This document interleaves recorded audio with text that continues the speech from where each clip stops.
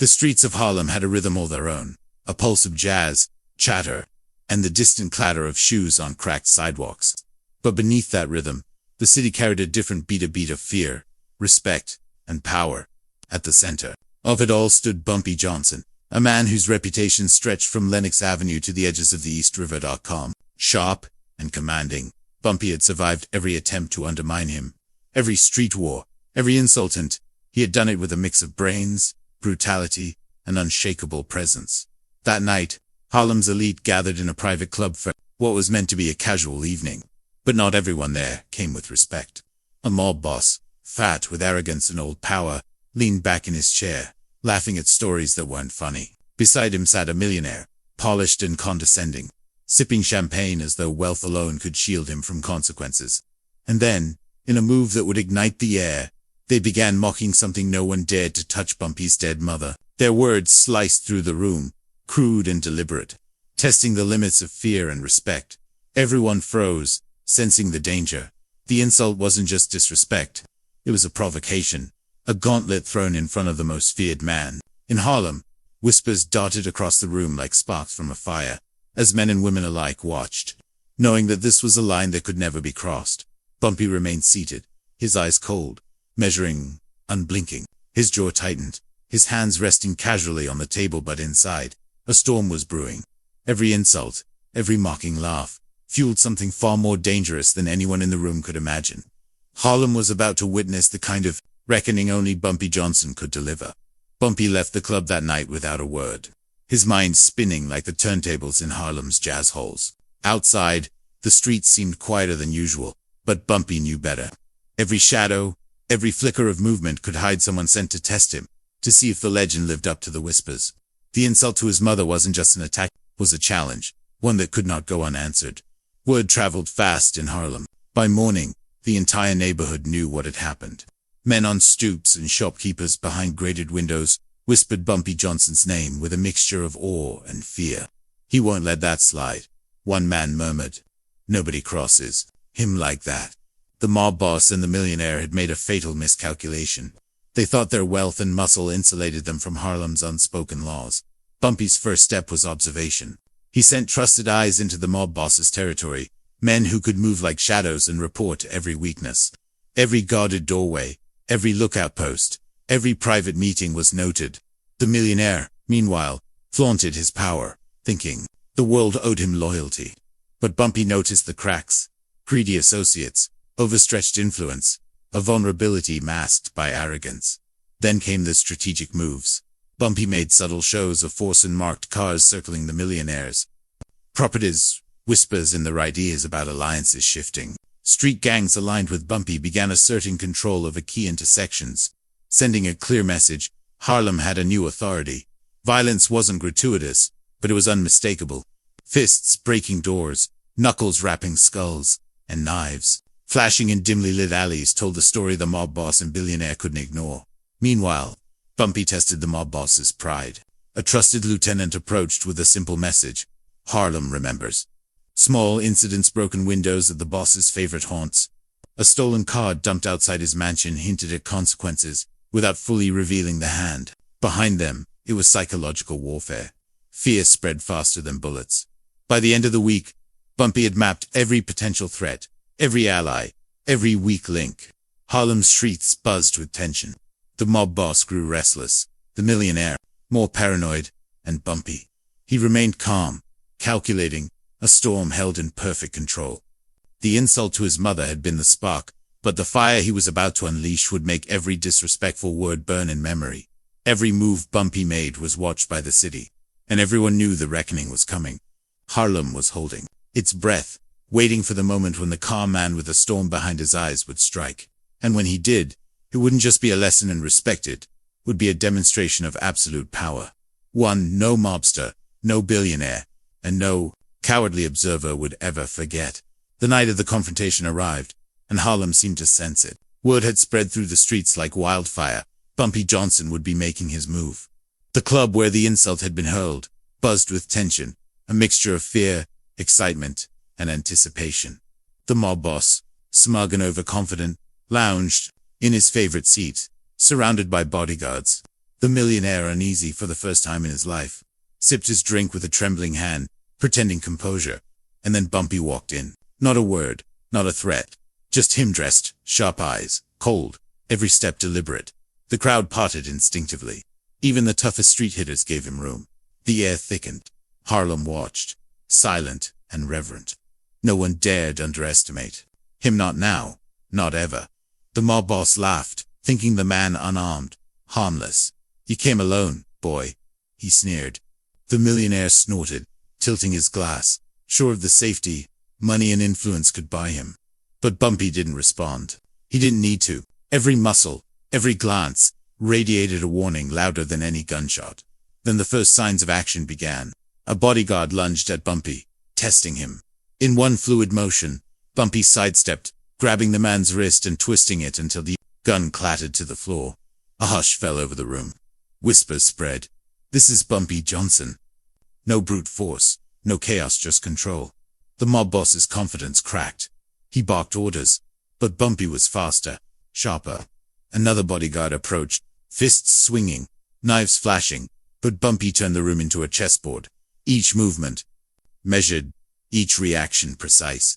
He disarmed, incapacitated, and humiliated, leaving the mob boss exposed, literally shaking, and the millionaire paralyzed with fear.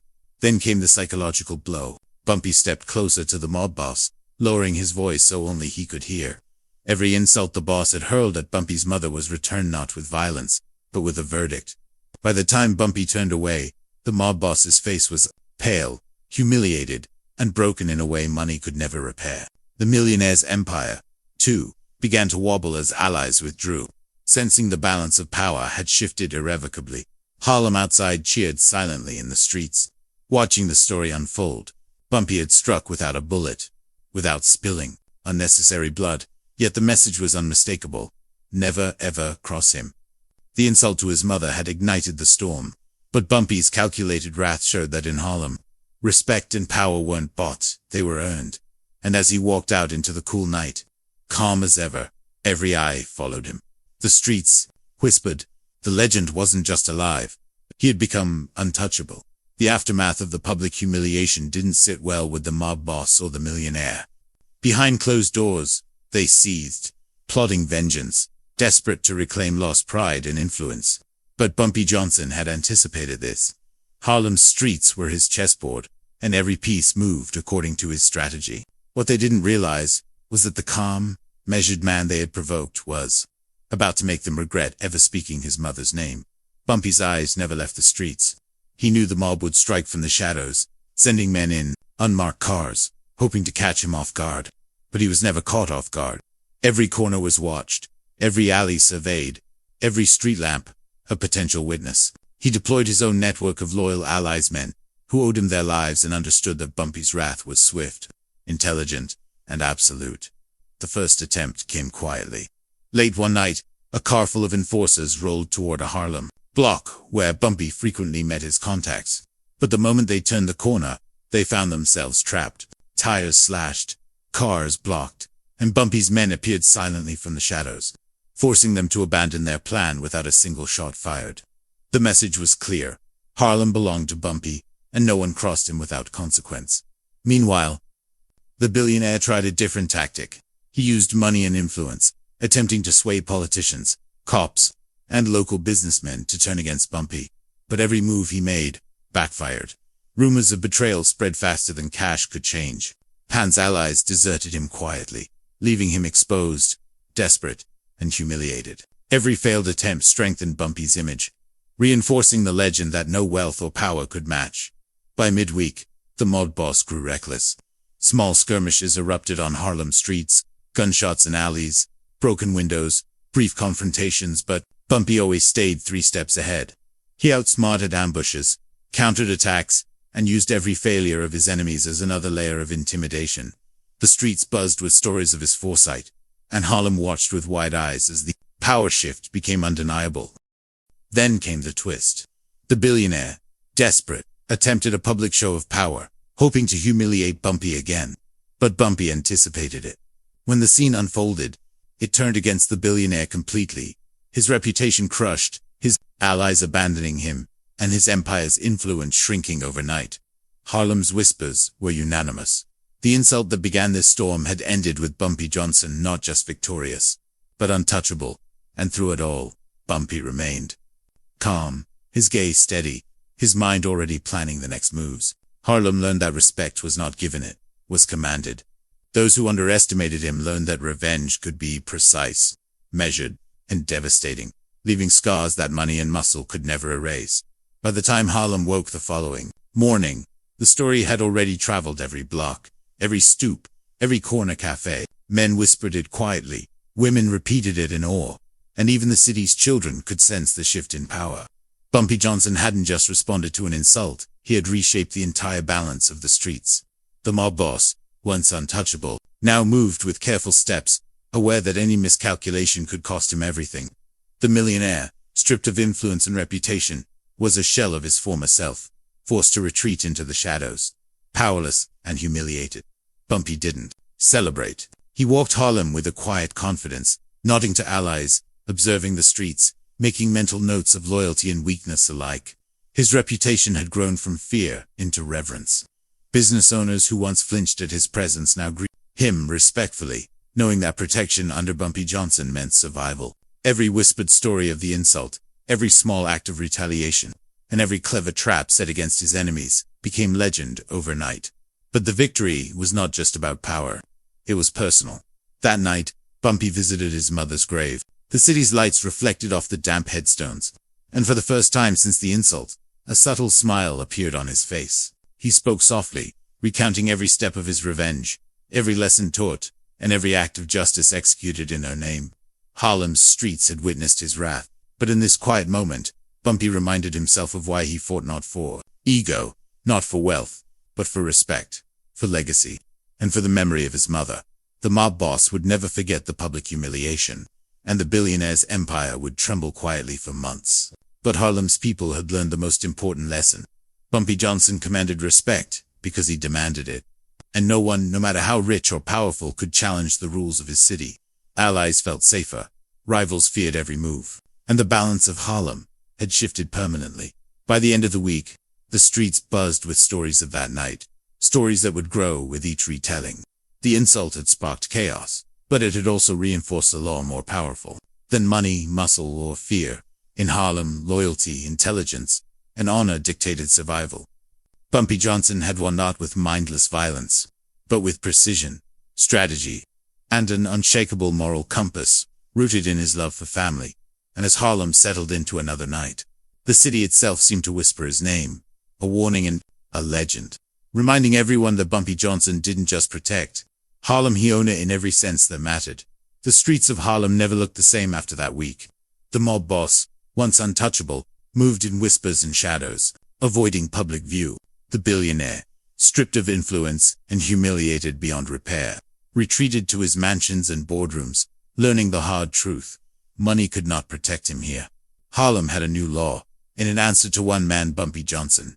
Every block, every corner, carried stories of what had happened.